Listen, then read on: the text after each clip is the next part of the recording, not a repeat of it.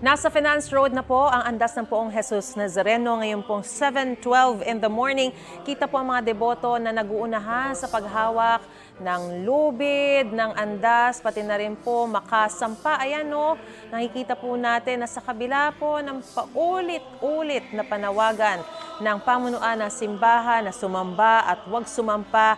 Ayan po ang mga debotong masidhi, ang mga pagdedebosyon at dinadaan sa pagsasampa. Yun pa rin daw ang paraan nila para talagang maramdaman yung puon na talagang makahawak, makasampa sa andas.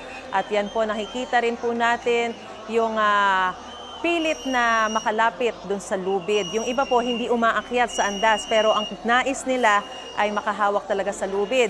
O nakikita rin po natin yung napakaraming mga kabataan, mga kalalakihan na wala pong pakialam kahit na sumampa na sa mga ulo, sa mga balikat ng mga kapwa deboto, umaakyat po sila, makasampa lang sila dun sa andas mismo. Pero ang sinasabi po ng pamunuan ay talagang mahirap po sa disenyo pong yan, dadaus-dos at dadaus-dos po yung mga deboto at makakasakit talaga sila. Dahil yung babagsak kanila, talaga matatamaan. Ayan, nakikita po natin kung gaano po katindi yung pagpipilit ng mga debotong yan na makaakyat, makapunas.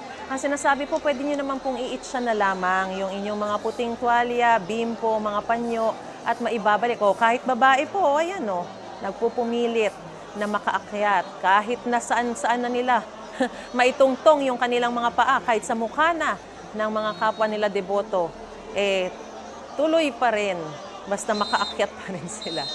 At medyo ang nakikita rin po natin, nag-moist na po yung salamin ng andas. Kahit na po nilagyan na po ng mga innovations ang andas, ginawa na pong butas-butas o perforated yung pintuan para lumabas po yung moisture, hindi na rin po kinaya kasi talagang napakainit po ng hinga ng mga deboto at talagang hindi po pumapantay yung temperatura sa loob at labas ng andas. Dahilan po para magkaroon ng moisture sa salamin ng andas.